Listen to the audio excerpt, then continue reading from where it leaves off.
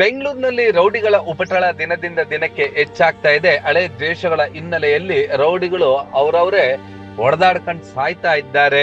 ಬೆಂಗಳೂರು ಇದು silicon valley, silicon city, Bengaluru garden city, peace city ಅಂತಲೂ ನಾವು ಹೇಳ್ತಿದ್ವಿ. ಆದ್ರೆ ಇತ್ತೀಚಿನ ದಿನಗಳಲ್ಲಿ ಅವಾ ಮೇಂಟೈನ್ಗಾಗಿ ಪುಡಿ ರೌಡಿಗಳ ಉಪಟಳ ದಿನದಿಂದ ದಿನಕ್ಕೆ ಹೆಚ್ಚಾಗ್ತಾ ಇದೆ. ಕಳೆದ ವಾರವಷ್ಟೇ ಎತ್ತ ತಾಯಿಯ ಮುಂದೆಯೇ ಅವನು ಕೂಡ ರೌಡಿ ಶೀಟರ್ ಆಗಿದ್ದ ಪವನ್ ಕುಮಾರ್ ನನ್ನ ಅತ್ಯಂತ ಭೀಕರವಾಗಿ ಅವನ ಹಳೆಯ ದ್ವೇಷದ ಹಿನ್ನೆಲೆಯಲ್ಲಿ ರೌಡಿಗಳು ಕೊಚ್ಚಿ ಹಾಕಿದ್ದರು. ಮನೆಗೆ ಇನ್ನೇನು 50 ಮೀಟರ್ ಒಳಗಡೆಗೆ ಹೋಗಿದ್ರೆ ಮನೆ ಒಳಗಡೆಗೆ ಹೋಗ್ಬಿಡ್ತಿದ್ದ. ಆ ಒಂದು ಸಂಪಿಗೆ ಹಳ್ಳಿಯಲ್ಲಿ 3 ಬೈಕ್ಗಳಲ್ಲಿ ಹೆಲ್ಮೆಟ್ ಗಳನ್ನ ಹಾಕಿಕೊಂಡು ಬಂದಿದ್ದಂತಹ ತಂಡ ಬಂದು ಅವನನ್ನ ಬೆನ್ನ ಹತ್ತಿ ಬೇಕರಿಯಿಂದ ಬರೋವರೆಗೂ ಕಾದು ಪವನ್ ಕುಮಾರ್ ನನ್ನ ಅತ್ಯಂತ ಭೀಕರವಾಗಿ ಆತನ ತಾಯಿಯ ಮುಂದೆ ಅಂದ್ರೆ ಎತ್ತಮ್ಮನ ಮುಂದೆ ಕೊಚ್ಚಿ ಹಾಕಿದ್ರು. ಈ ಒಂದು ಪ್ರಕರಣ ಪೊಲೀಸ್ನವರಿಗೆ ಒಂದು ರೀತಿಯಾಗಿ ಸವಾಲಾಗಿತ್ತು. ಈಗ ಕೇವಲ 4 ದಿನಗಳಲ್ಲೇ ಈ ಎಲ್ಲ ಆರೋಪಿಗಳ ಹೆಡೆಮುರಿ ಕಟ್ಟಿದ್ದಾರೆ.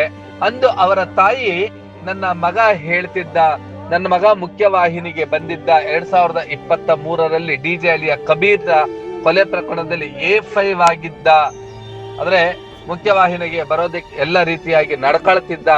ಈಗ ಆ ಕಬೀರನ ಸಹಚರರು ಅಂತ ಹೇಳಲಾಗ್ತಾ ಇರುವಂತ ಈ ಪ್ರೇಮ್ ಮತ್ತು ಆತನ ಸಹಚರರು ಅತ್ಯಂತ ಭೀಕರವಾಗಿ ಮನೆ ಮುಂದೆಯೇ ಕೊಚ್ಚಿ ಹಾಕಿದ್ರು. ಈ ಒಂದು ಪ್ರಕರಣವನ್ನ ಸಂಪಿಗೆ ಹಳ್ಳಿ ಪೊಲೀಸ್ನವರು ಈಗ ಭೇದಿಸಿದ್ದಾರೆ. ಪ್ರಮುಖ ಆರೋಪಿ ಪ್ರೇಮ್ ಸೇರಿದಂತೆ 6 ಜನರನ್ನ ಹೆಡೆಮುರಿ ಕಟ್ಟಿದ್ದಾರೆ. ಆ ಎಲ್ಲ ದೃಶ್ಯಗಳನ್ನು ನೋಡೋಣ ಬನ್ನಿ.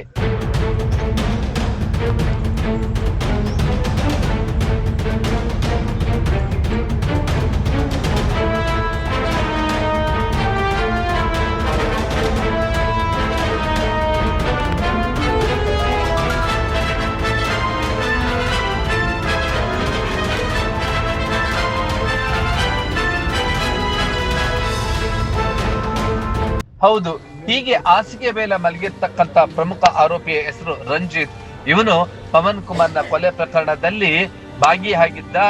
ಇವನು ಬಾಗ್ಲೂರ್ನ ಮನೆಯೊಂದರಲ್ಲಿ ಅಡಗಿ ಕುಳಿತಿದ್ದಾನೆ ಅಂತೇಳಿ ಸಂಪಿಗೆ ನಗರ ಪೊಲೀಸ್ನವರಿಗೆ ಖಚಿತ ಮಾಹಿತಿಯ ಮೇರೆಗೆ ಅವನನ್ನ ಬಂಧಿಸಲು ಹೋದಂತ ಸಂದರ್ಭದಲ್ಲಿ ರಂಜಿತ್ ಪೊಲೀಸರ ಮೇಲೆ ಹಲ್ಲೆಗೆ ಮುಂದಾಗಿದ್ದ. ಆಗ ಪೊಲೀಸ್ನವರು ಅವರ ರಿವಾಲ್ವರ್ಗೆ ಕೆಲಸ ಕೊಡಬೇಕಾಗಿ ಬಂತು.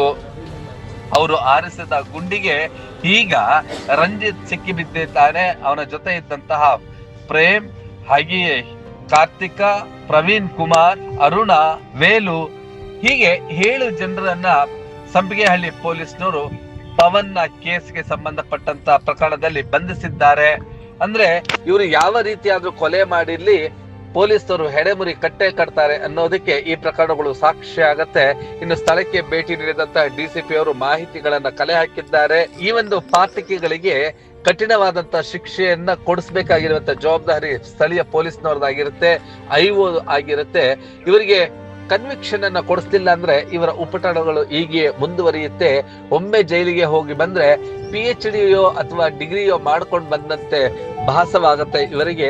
ಇದ್ಯಾವುದಕ್ಕೂ ಕೂಡ ಅವಕಾಶ ಕೊಡದೆ ಆದಷ್ಟು ಬೇಗ ಪ್ರಕರಣದ ವಿಚಾರಣೆ ಮುಗಿಬೇಕು ಮತ್ತು ಇವರಿಗೆ ಶಿಕ್ಷೆ ಆಗ್ಲೇಬೇಕು ಎಂಬುದೇ ನಿಮ್ಮ ಬ್ಲೂಮ್ ಟಿವಿಯ ಆಶಯವಾಗಿದೆ.